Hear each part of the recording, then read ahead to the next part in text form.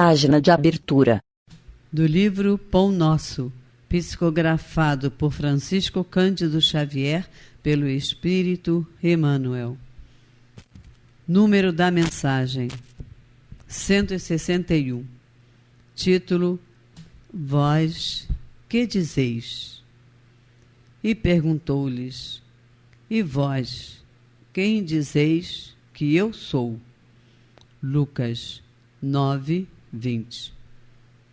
Nas discussões propriamente do mundo, existiram sempre escritores e cientistas dispostos a examinar o mestre na pauta de suas impressões puramente intelectuais sob os pruridos da presunção humana.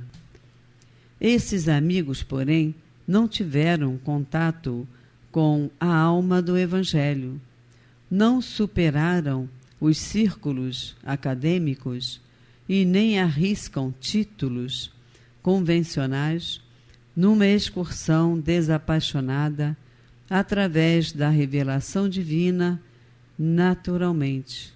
Portanto, continuarão enganados pela vaidade, pelo preconceito ou pelo temor que lhes são peculiares ao transitório modo de ser, até que se lhes renove a experiência nas estradas da vida imperecível. Entretanto, na intimidade dos aprendizes, sinceros e fiéis, a pergunta de Jesus reveste-se de singular importância. Cada um de nós deve possuir opiniões próprias relativamente à sabedoria e à misericórdia com que temos sido agraciados. Palestras vãs acerca do Cristo quadram bem apenas a espíritos desarvorados no caminho da vida. A nós outros, porém, compete o testemunho da intimidade com o Senhor, porque somos usufrutuários diretos de sua infinita bondade. Meditemos e renovemos aspirações em seu evangelho de amor, compreendendo a impropriedade de mútuas interpelações com respeito ao Mestre, porque a interrogação sublime vem dele a cada um de nós e todos necessitamos conhecê-lo, de modo a assinalá-lo em nossas tarefas de cada dia. Emmanuel. E agora, a palestra. Olá, amigos e amigas do Jefa. Nós estamos hoje dando continuidade a mais um estudo virtual da nossa casa e, como vocês sabem, fazemos a cada semana alternadamente o Evangelho segundo o Espiritismo e o Livro dos Espíritos. Nós vamos hoje dar continuidade ao estudo do Livro dos Espíritos. Nós estamos atualmente estudando a parte segunda do Livro dos Espíritos, que trata do mundo espírita ou mundo dos espíritos, e estamos estudando o capítulo 9, que trata da intervenção dos espíritos no mundo corporal. No item 9, no capítulo 9, melhor dizendo, nós estamos começando o estudo de um tema que diz respeito a todos nós, porque nós vamos começar a estudar, nesse título, os anjos da guarda, espíritos protetores, familiares ou simpáticos.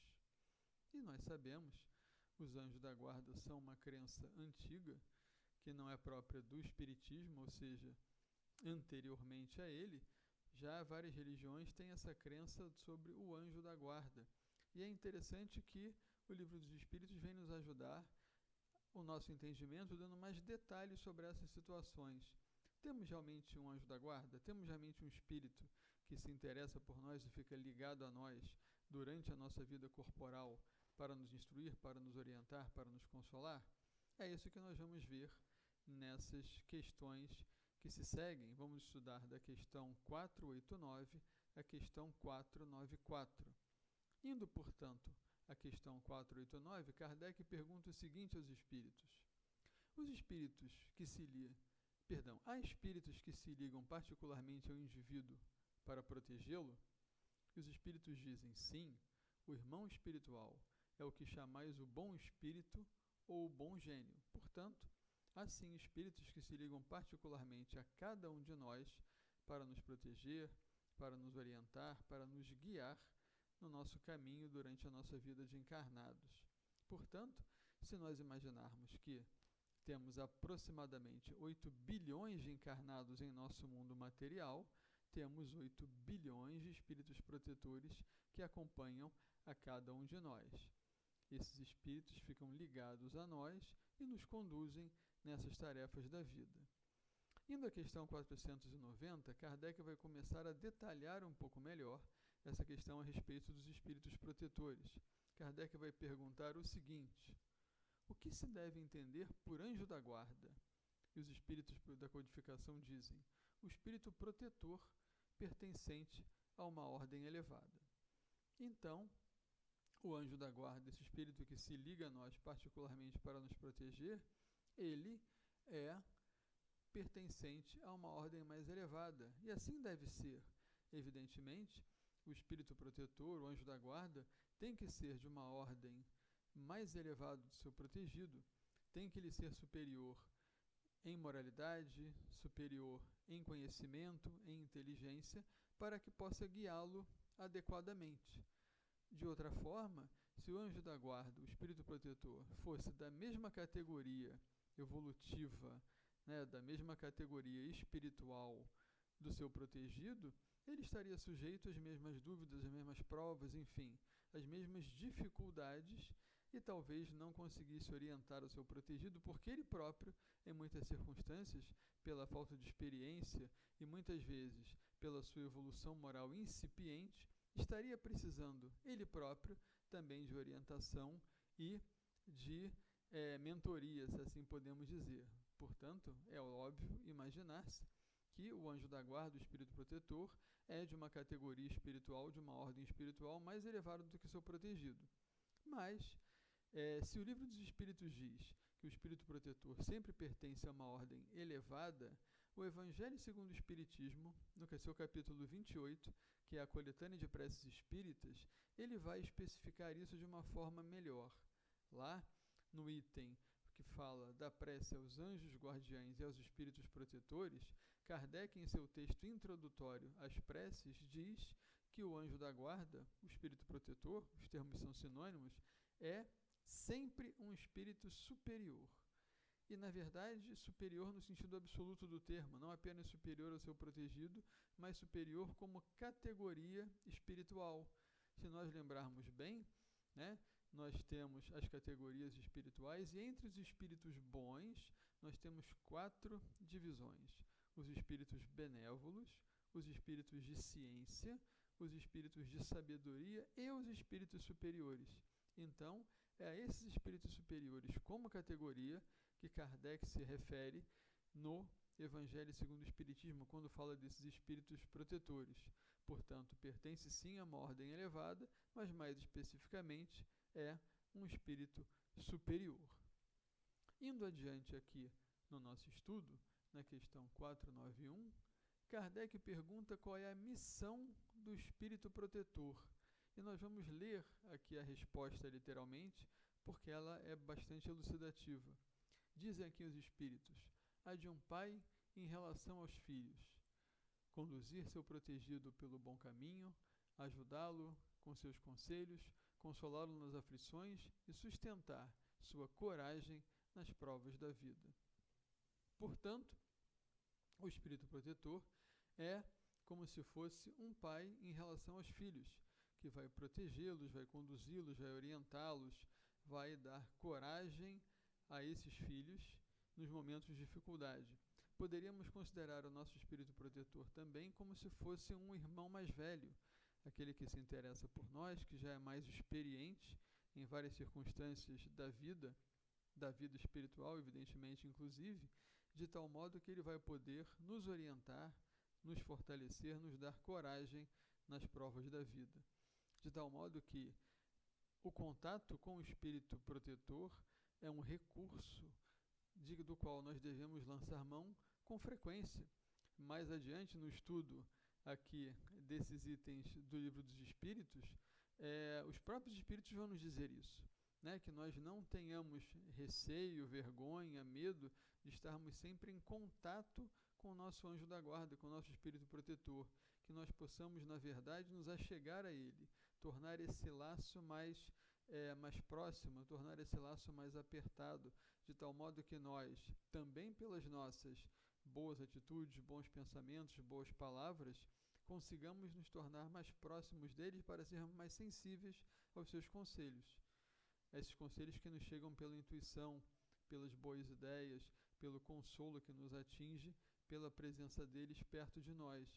Como são espíritos superiores, portanto, espíritos mais elevados, e sabemos que os espíritos se deslocam com a velocidade do pensamento e que, na verdade, conseguem irradiar seu pensamento a grande distância, não necessariamente o espírito protetor estará, por assim dizer, fisicamente sempre ao lado do seu protegido.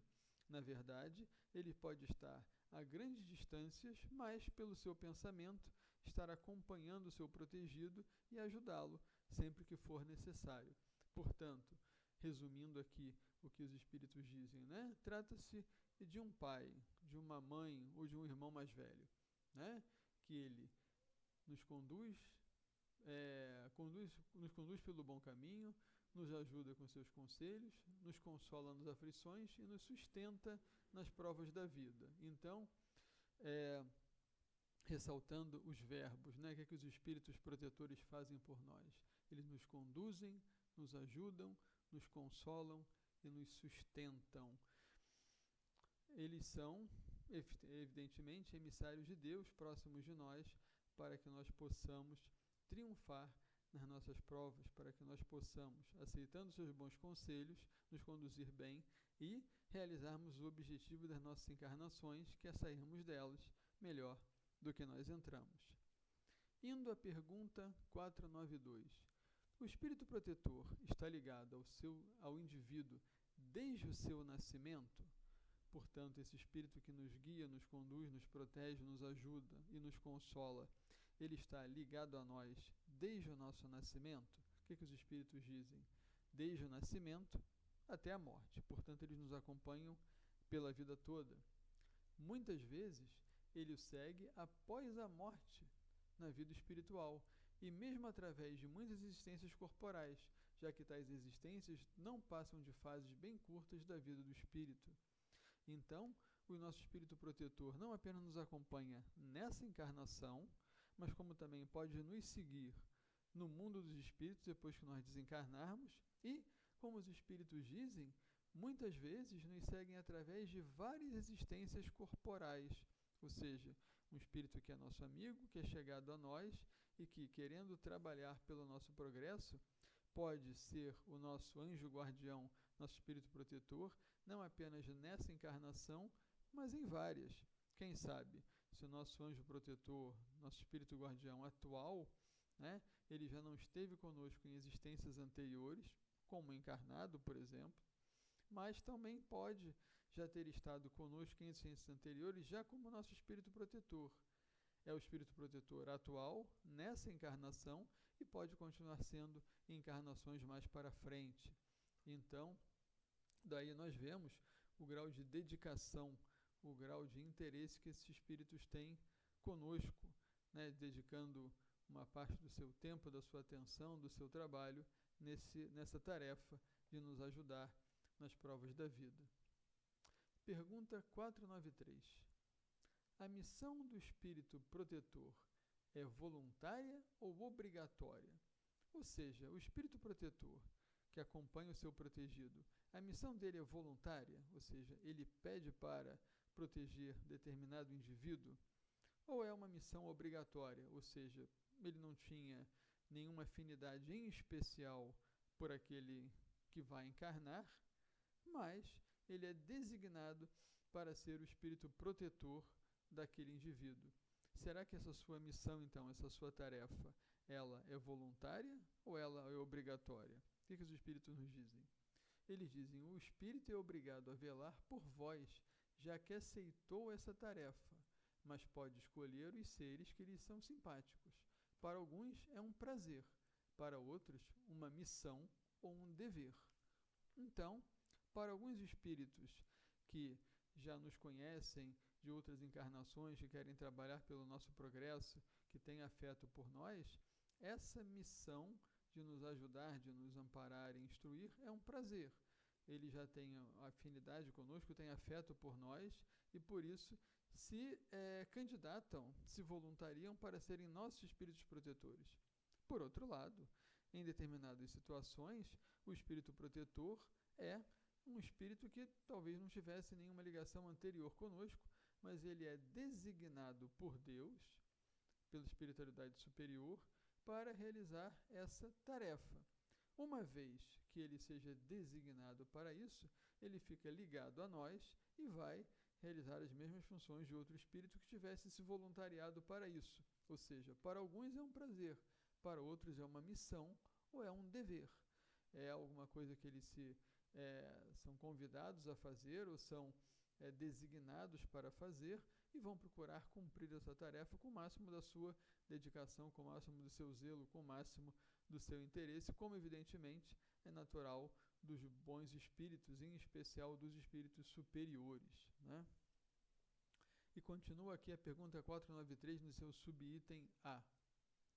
Dedicando-se a uma pessoa, o espírito renuncia a proteger outros indivíduos? Um anjo guardião, por exemplo, um espírito protetor que proteja particularmente uma pessoa, ele renuncia a proteger a outras? Ou seja, ele pode ser o anjo guardião de várias pessoas ao mesmo tempo? O que os espíritos nos explicam não, né? Ele não renuncia a proteger os outros indivíduos, mas ele o faz com menos exclusividade. Ou seja, ele está ligado àquele indivíduo ou que ele se candidatou para ser o anjo guardião ou para a tarefa para a qual ele foi designado. Ele pode proteger outros indivíduos, outras pessoas, mas vai fazer isso com menos exclusividade, porque a sua exclusividade, a sua tarefa principal, estará ligada àquele encarnado ao qual ele foi designado para proteger, para cuidar, para amparar. E por fim, a nossa última pergunta dessa sequência do estudo de hoje o espírito protetor fica fatalmente preso à criatura confiada à sua guarda? Palavras fortes, né? Fica fatalmente preso, ou seja, ele tem que ficar sempre ali agarrado ao seu protegido, né? Ele não pode desviar o olho do seu protegido em nenhum minuto. Isso é verdade? Ele fica fatalmente preso à criatura confiada à sua guarda?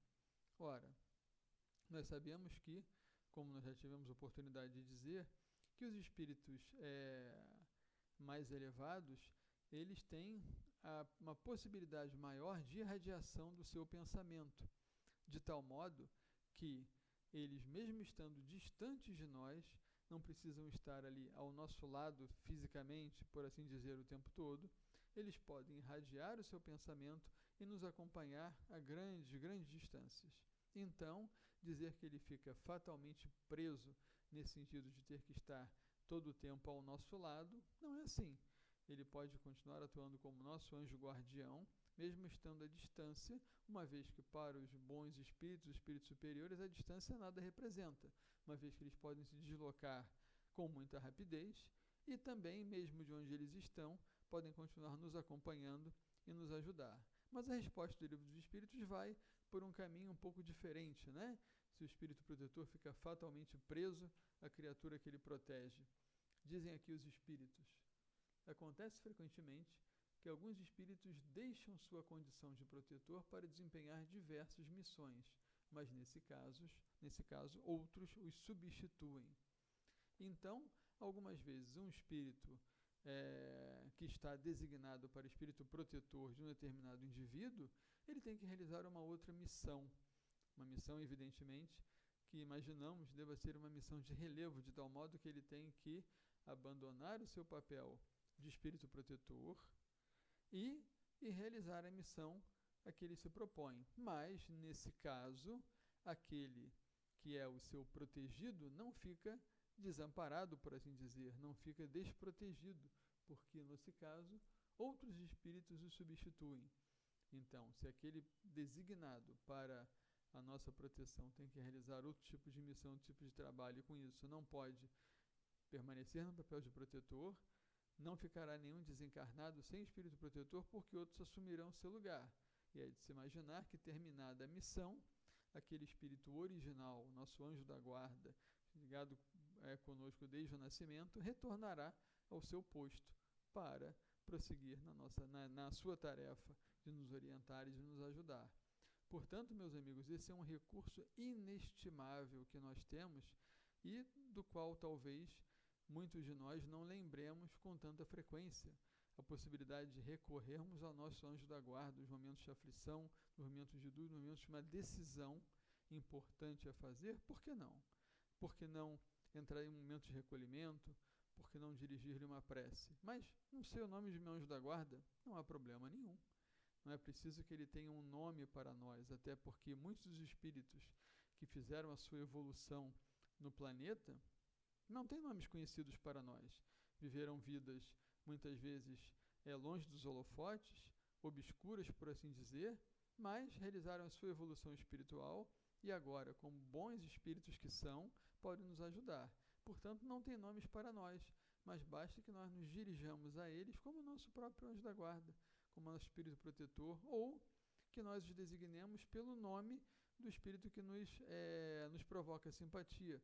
Eles atenderão da mesma forma. Então, estreitar esses laços é importante para que essa ligação fluídica entre nós e o nosso espírito protetor seja cada vez mais coesa, cada vez mais firme, e que nós sejamos cada vez mais dóceis aos seus conselhos salutares, aos seus bons pensamentos, às suas boas intuições que eles nos trazem, de tal modo que, aproveitando esses bons conselhos, nós possamos seguir adiante. Sabemos que eles não fazem por nós, eles não nos substituem e que eles não agridem o nosso livre-arbítrio. Portanto, eles aconselham, eles sugerem, eles opinam, mas essa intuição, esse bom pensamento que nós recebemos, cabe a nós selecioná-los e decidir se vamos seguir ou não. Daí, o fato deles não agredirem nosso livre-arbítrio. Apesar de nós sermos aconselhados, nós nos portamos, nós decidimos livremente. Se nós decidirmos seguindo seus bons conselhos, certamente estaremos no bom caminho. Nem sempre o fazemos, por isso, essa importância de nós procurarmos estreitar esses laços de ligação, essa afinidade com o nosso anjo da guarda, para que nós possamos sempre seguir por caminhos seguros. Meus amigos, esse foi o início então do estudo sobre o item, o título dos anjos da guarda. Teremos várias questões interessantíssimas que se seguirão até as próximas oportunidades.